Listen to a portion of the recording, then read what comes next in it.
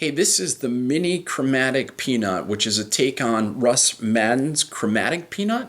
So this is about 2.5 inches long versus Russ's, which is about 5 inches long. On the back here, I've got some mottled Marabou. In the center, I've got some Fly Tires Dungeon Starburst in various colors, mottled Zonker in black and olive. Same here with the mottled Zonker. There's some Fly Tires Dungeon, but what you can't see, and why you can't see it from the side, is because there's a hen feather in olive and black along the side there. And then I've got some Centipede Legs in tan and black, and then the head itself is a natural Zonker. And of course some lead eyes up front. So this fly is great. It works fantastic. Basically, the thin profile allows it to cut through the water column nice and quick. You can basically jig it and move it. I tend to like to fish it upstream with a quick pulse as I return it, and the back end just moves like crazy, and it just drives the fish insane. So with that, let's get tying.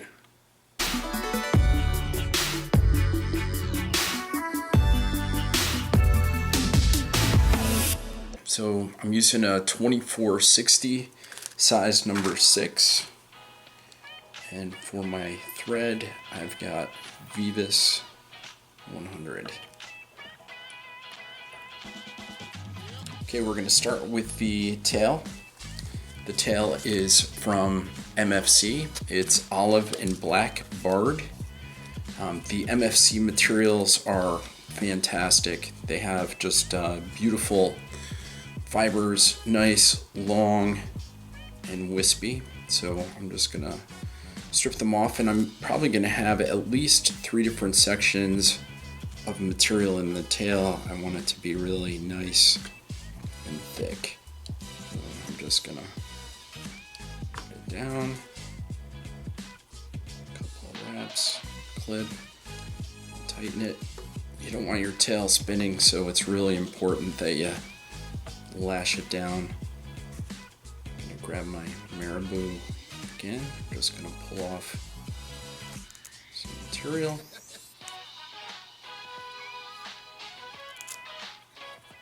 Looks good. Again, I'm looking for the tail to be nice and fat. Remember, you don't want your tail to be skinny. If you do, it won't kick. So never be afraid to have too much Marabou on the back end. See, I'm really pulling down with that Vivus 100. I think I'm just going to put one more bunch of Marabou on there.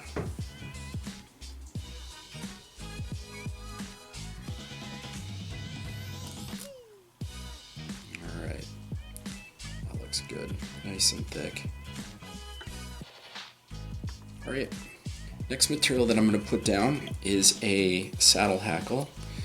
It's also from MFC, and it's the same color. So it's olive black. So MFC. And just pull out a feather. Looks good. I just want something that's going to have the barring. I'm going to end up wrapping it forward, and you want to make sure that the concave side is facing backwards. Almost tied it in there wrong. So just a couple loops, a couple loose wraps, trim the tip. Looks good. Okay, next I'm going to create a dubbing loop.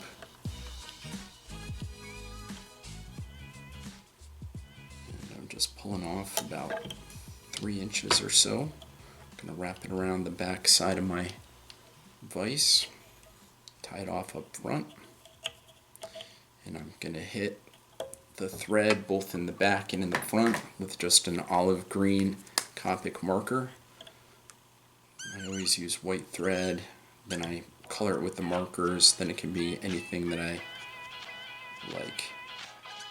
It just makes it easy. Alright, now as far as materials that I want to put in the dubbing loop, I'm going to use Starburst, which is from Fly Tyer's Dungeon, and I'm going to use it in Pearl. So let's start by laying that down. And I'm going to want a pretty thick layer of the pearl. That's going to be really what I consider to be the base. So I've got it just pulled out, and I'm just going to cut it. It's at about 1/2 to 1/4 inch laying down there. Alright, that looks good. Next, I'm also going to use some more Starburst. This one is in tan. And I want those fibers to be a little bit longer. So, as you can see, the back end here is straight. That's going to be front end, and then the other fibers are extending out the front. Nice tan. I just want them to be long and wispy. That looks good. And the last one is also a Starburst. This happens to be metallic brown. I just want there to be a little bit of contrast with a little dark. So I'm just putting a few of those in there, not a lot. Alright, I like that. Now I'm going to take my Loon D-loop tweezers, come right in the bottom, scoop everything up. Looks nice. Now I'm going to flip it and I'm going to trim it. Just want those ends as close to the back as possible. Looks nice. Looks nice, and now I'm just going to put it right into my loop. Material's going out the back, and I'm grabbing my Stonefo Roto Dubber. Alright, materials go in. I use no wax. I just like the materials to be able to slide in there. It's easy to manipulate. It's easy to push the materials in and get them to the length that you want. If you got wax on there, you're not able to do this step, which would really bug me. I would also assume that eventually it's going to get all over your D-loop tweezers, and then those are just not going to work. You're not going to be able to release the material easily. Alright, so that looks good. Just going to trim a little off the back here because I don't want too much excess. Looks good. Now I'm going to start my roto dubbing. And I'm going to start slow so that the materials don't go flying out of the loop. But once you get them started, like we have here, now you can just spin them. Looks good. And now I'm just going to take my trusty Velcro just to pull things out. Keep it at a 90-degree angle. And that looks good. I'm just going to spin it a little bit more. Alright, so now I'm going to use my rotary feature on the HMH vise here. I'm just start rotating through. And I'm going to maintain space between the material. I always want to make sure that that material breathes. I don't want it right on top of one another. Think of it like a hackle. You just want it to be able to move in the water. If it's stacked on or tied on too tight, it'll work extremely poorly. Alright, so that looks great. I'm just gonna come in behind it and I'm gonna loop twice, do 2 nice loose wraps, and then I'll go in front and I'll tighten it down. So just 1, 2 in the back, and then I'm gonna tie it back, pull it back, and now just cinch it. All right, so that takes care of the dubbing loop. Just using my Velcro, pull the materials out. Looks nice. Now I'm gonna kind of pull them back because now it's time to bring this feather through. I'm just gonna use my stone foe, and this is just a hackle tool, just to help me hold on to it. And I'm just preening the feathers back as I come forward. And if you wanted to, you could tie in a piece of wire to cinch this down and make sure that it doesn't come off. But in this case, I chose not to do that. Alright, so there's the hackle. That looks good. Now I'm going to do the exact same thing. I'm going to come behind it and I'm going to do a loose wrap there. And you're probably wondering why I've left 2 lengths or 2 hook spaces in front of this, and it's because we're actually going to do another dubbing loop in the front. Alright, so that looks nice. Again, I'm going to hit it with the Velcro to pop the materials out, make them come through the hackle. You can see how it's all starting to blend together. I absolutely love how that Starburst just pops right through the fly like that. Okay, so for the next dubbing loop, what we're going to use is rabbit. And I'm just going to create another loop. Just wrap forward. I'm going to do a quick half hitch to tie off front. There we go. Half hitch is done. And now I'm just going to make my dubbing loop. I'm going to clear this excess off. Looks good. Alright, so now get the vise out of the way. We're going to start with some green Zonker. It's just any green Zonker, like an olive in this case. And I'm going to grab about a ½ inch of Zonker material. Just trim it. Down, tap it out. Looks good. Now I'm going to use some black Zonker, and I'm just going to use 1/4 of an inch. And I think I might need a little bit more, but let's start with 1/4 inch. And I'm just going to lay the materials in. What I'm trying to do is just create a little bit of a modeling effect. So I'm spacing them out about every 1/4 inch or so, and it does look like I need a few more, so not too much. Just pull it off, just grabbing like an 1/8 of an inch here. Just lay it down, and you can see just by looking at the actual materials itself how they look good, and I'm just going to hit them with a very light Starburst and tan. Just a couple flakes in there, just because I love how that stuff looks. Alright, looks good. I'm going to grab my olive Copic, bring my fly back. I'm not going to bring it back yet, but I am going to hit my loop with the olive Copics. If I don't do that, you'll have white in there. I don't want that. Grabbing my Loon D-loop tweezers underneath.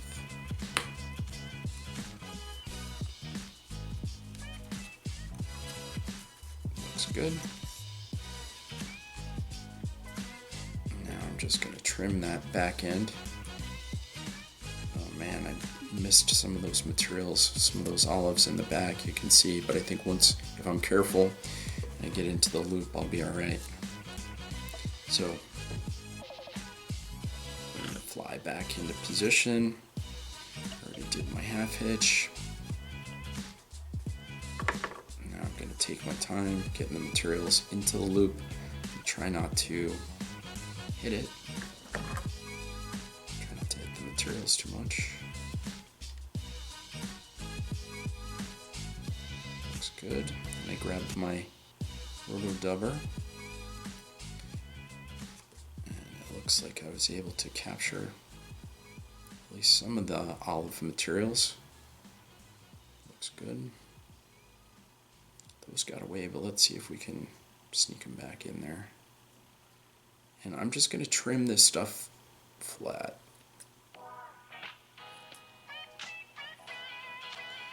Alright, and I'm looking for the distance. When it gets spun up, I'm going to want it to go about back to this point on the fly, to where the tail begins. I'm going to start going gentle, not going too fast. See if those olives stay in there. No, they came out, but I don't think it's going to make that much of a difference. Alright, spinning up. I'm going to pause there. Everything looks good, but I'll give it a little Velcro. There we go. Very nice. Preen it back, and now I'm going to start using that rotary feature on my vise. There we go. Looks nice. And you can see by using that olive and black how it really models things up and makes it look multicolor, which is really nice. Alright, I'm going to come from the back. I'm going to do 2 loose wraps. And then I'm going to go right to the front, bring all the materials back, 2, pull down, get it nice and locked in there. I'm going to come in and cut it off. Okay, so that's the back part. I'm just going to quickly hit my thread with olive. And then I'm going to put some super glue on there, and then I'm going to whip finish it real quick. So I don't need a lot of glue on the back. I'm just using some Gorilla Glue. There we go. Light coating, you don't need a lot of glue. Just trying to lock the threads in place. This Vivis 100 likes to spin if you don't use glue to hold it in place. And now I'm just going to whip finish it.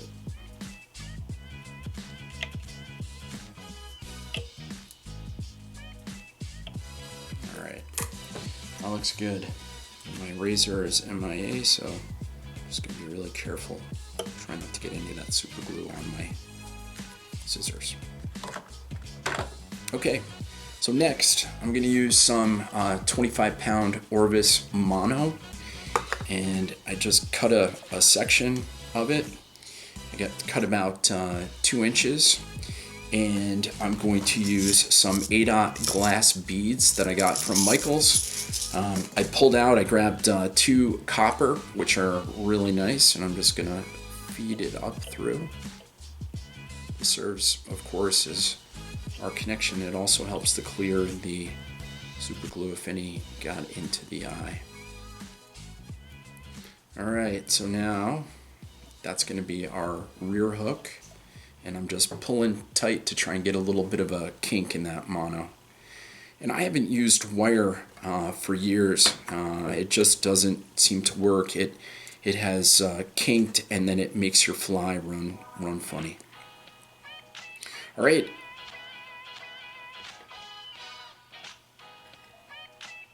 In the front, I'm putting in a 2460 size number 6, the exact same hook that we used on the front part of our fly, or the back, and I'm using the exact same thread, which is Vivis 100. And I'm just running a base layer of thread, because what we're going to do is we're going to put our eyes in. So the eyes in this case are pseudo eyes, and they're in white. So I'm going to put the dumbbell eyes in.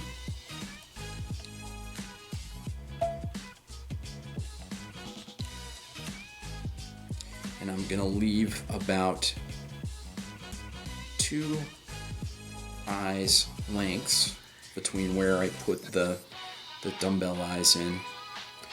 And now I'm just going to do figure 8 wraps to get it locked in place here. And I basically do 10 figure 8s in total.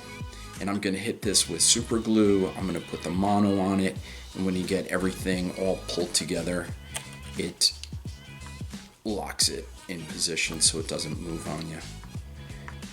And there's lots of videos out there on how to lock eyes, so I'm not going to explain it. You guys can watch that someplace else if you want.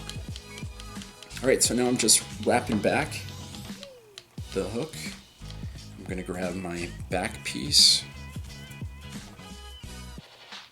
And what I'm looking to do is make sure that the mono itself is aligned on its sides. Well, that looks good. I'm just going to wrap it in. And now I'm going to check for spacing before I lock it. And basically I want a hook's length between here and the point. If you get it in there too close, you will not catch fish. It'll actually work against you. Alright, so got that locked in. I'm pulling that mono right around the front. I'm going to double it. It's going to come under, and it's going to help me cinch. So I'm pulling down real hard on that Vivus 100 just to lock it into position there. And then the back part of the fly, I'm just going to clip down with that hair tie to make sure that it doesn't move on me. And now clipping out the back part of that mono.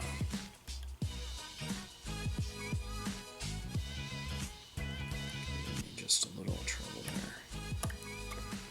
there. Alright. Mono's in. Take a little bit of the Gorilla Glue. And just gonna give it a light coat. And go right over it. Make sure that it's all locked in there nice and tight. And there'll be a little bit of excess here, which I'll just take off with my pinky. Okay, we're going to do another dubbing loop. This one is going to include the back part of the material and then the core body itself. So I'm going to make the loop just a little bit bigger. This is maybe 3.5 inches. And here we go. And I'm going to go right up to the front of the back of the eyes towards the front, and I'm just going to do a quick half hitch. There we go.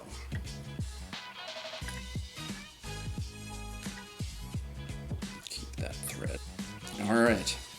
So the actual back part for the loop, let's make our dubbing loop here. And the materials that we're going to use for this are going to be the olive Zonker.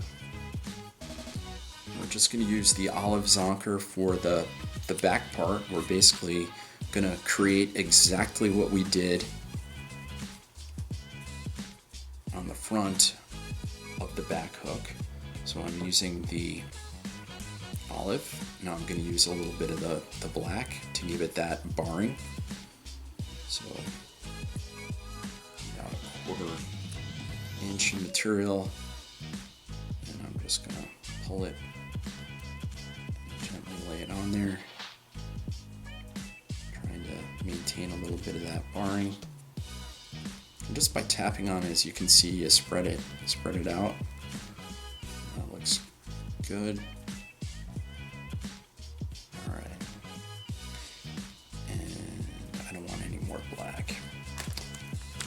Just going to hit with a little bit of that tan, because again, I like the look of that tan material in there. Okay, the next section, and I'm not actually going to spin that up yet, is going to be a recreation of what we did on the original dubbing loop. So Starburst in pearl tan and metallic brown. So I'm gonna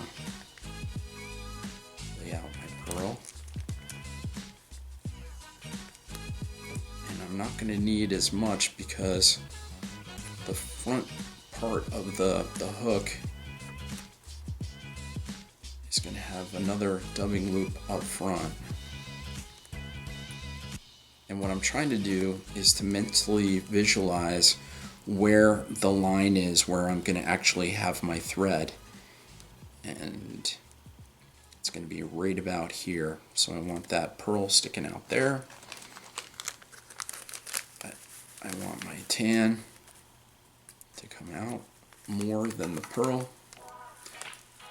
And I'm going to put that metallic brown in there too. Just as a little bit of a contrast. And here comes the metallic brown.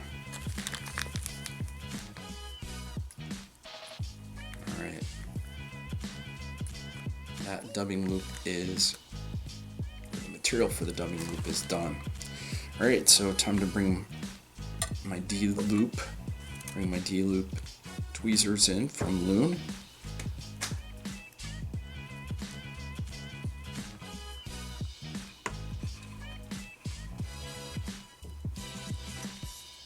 And mentally I'm trying to picture exactly where that line is going to be, where the thread is going to go, and the thread is basically going to go center of the tweezers themselves. So that looks good. I'm going to flip it over. Again, it looks like I missed a little bit of that olive. I think I'm going to be okay. I'm going to flip.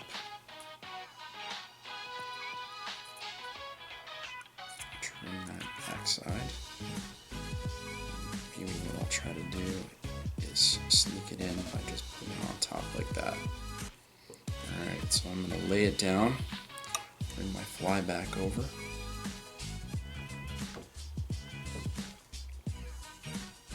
Okay, now I'm going to grab my rotodubber. I'm going to color my thread real quick with my Copic olive. I'm also going to get the body of the fly itself. Probably don't have to do that, but it makes me feel better. And now I'm going to put the materials into the loop.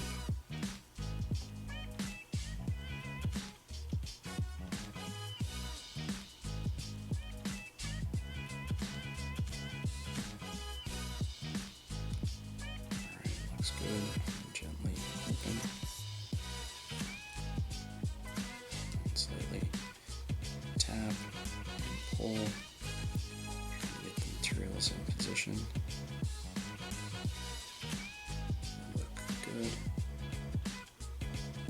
Now I'm going to start doing.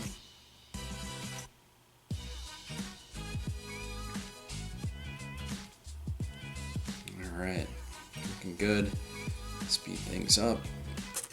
Hit it with the Velcro. Pull those materials out, trying to keep them at a 90 degree. Looks good. Alright. Spun up and dubbed up. So let's use the rotary feature. Start wrapping, pulling the materials back, and for this back part I am going to overlap the materials. I'm trying to create a bit of a bulk, almost like a dubbing ball, and I'm doing that so that when the other materials are applied, that they will actually go around that back part where the articulation is, where the mono is, to keep things from getting stuck in there. Alright, so the back looks good. Now I'm going to start wrapping forward. And that's it. Maintaining that space in between. You can see the angle of my rotodubber as I'm pulling up. And now I'm behind the eye. I got all my materials in there. look good. Time to come behind it, do 2 loose wraps, and then a couple tight wraps up in front.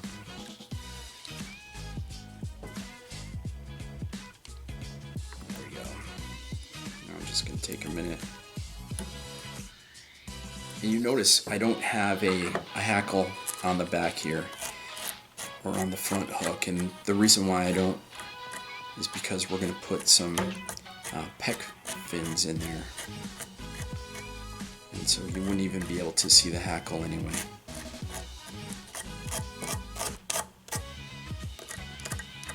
Okay, looks good. Material's back, it's out of the way, and what I'm going to use for the pec fins is basically hen hackle, and this is in olive, just a old hen neck. So I've already pulled 2 feathers out, but I'm gonna prep them here. And the way that you prep it is that you take a look along the side of the fly, how far you want your pec feathers to go. And I want them to basically align and come back to right where the tail, or in this case, the zonker starts. So I'm gonna pull the material back, and then I'm just gonna peel the excess off. And I'm gonna leave the stem. Be careful not to rip the stem off. You're gonna want that. Okay, and now the other feather, we just take and you pull the material back exactly the same. And you can just lay it down in your finger to get an appreciation for wear. Start pulling the materials off, and then double check and make sure that you got them aligned and they're the same length, just by putting them side by side. So you got it, looks good. All right, now to put them in position. Oh, before I put the pecs on, what I want to do is put on some silly legs.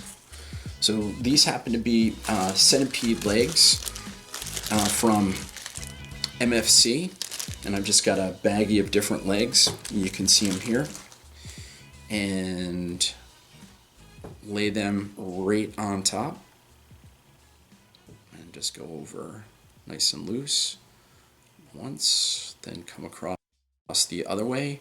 You can see I'm just putting an X on the back, and now I go right in front 1, 2 times, and then cinch, and those aren't going anywhere. All right, now it's time for our pec feathers. Just putting that, holding them in place there. And now I'm gonna line it up. So I'm gonna line it right on the side and just put it right in front. I've got it held with my index finger, and I'm just gonna go around loosely twice. And now I'm gonna check the alignment and see how that looks. Looks pretty good. I just want it angled up a little bit more. And now I'm gonna hold it in position, pull that feather back, and now come in front twice, and then cinch it down. Okay, so that's one. Looks good. Now I'm gonna do the same on this side. So, and usually with the rotary vise, I just pull the feather so I can see it, but I wanted you guys to be able to, to see it, which is why I did that one facing away from me.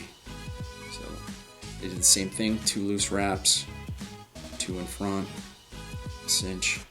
That looks good. And even if it's puffing out a little bit, once we get the next stubbing loop on, it'll lay everything back. But it looks good. It provides a really nice contrast. Okay, now for the head and the last part. So the material that we're going to use for that is going to be Zonker. I'm going to contrast the head color, and so for this dubbing loop, what I'm going to use is natural Zonker. So for the head, I want quite a bit of Zonker. So I'm just going to cut off about 1.5 inches worth directly from the strip itself. So I just cut off 1.5 inches, and I'm going to trim it and just lay it right down on the desk here. Just a little bit more. And I know a trick that I've mentioned before is always make sure that you wash your hands before you tie flies, so you don't have anything sticky on there that'll stick to the material and really mess things up for you. And again, I'm just going to put in a couple of the fibers. This time I'm going to leave them long so they can kind of hang out the back, which I think will look really, really nice. Just gives it a little bit of a splash of sparkle when you get it into that dubbing loop. Alright, so that looks really, really nice. Now I'm going to take my loon D-loop tweezers again, and I'm going to come in right from the back. Doing my best to get the materials all in there. Did pretty good. And now I'm going to bring my fly back for my dubbing loop, which I'm going to make about 3 inches long. Come right up front. I'm going to do my half hitch.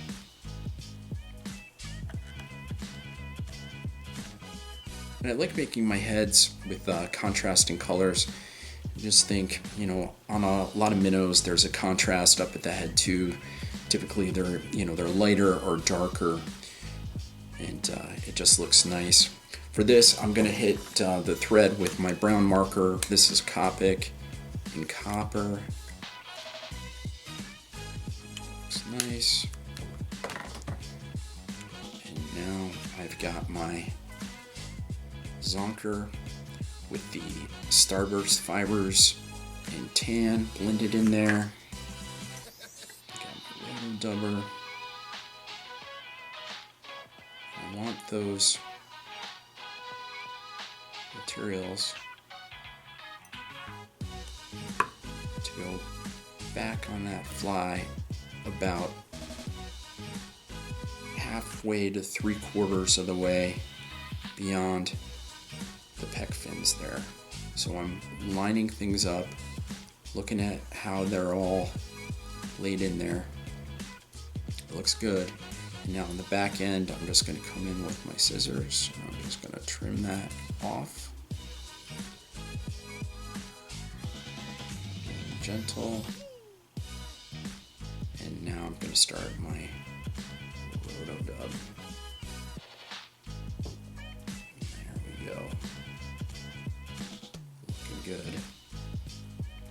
Just pause there. The materials look great. They're at a 90-degree angle. They're sticking out. Gotta hit them real quick with the Velcro. Looks really nice. Okay, time for the rotary feature on the vise. Start coming through. And I'm going to be very careful in and around those pec feathers.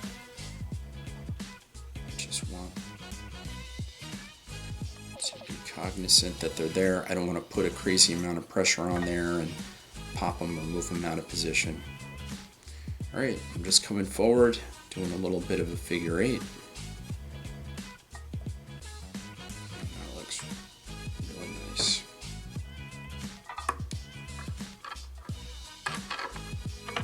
Okay, just going to come behind that twice. Pull everything forward.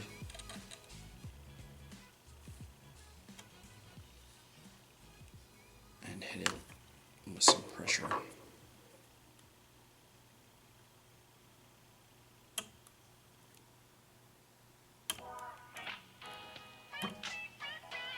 Okay, and now it's time to hit it with a marker, hit it with some super glue, and then we're all done.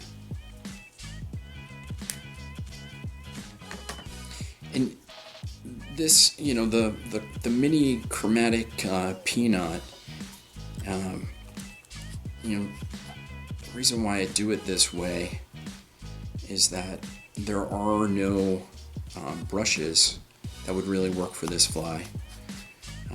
I really like being able to create my own colors, my own blends, and it's just really nice to be able to do that. And I always try to match my fly with the color of the bottom. Alright, let's just do a quick wrap.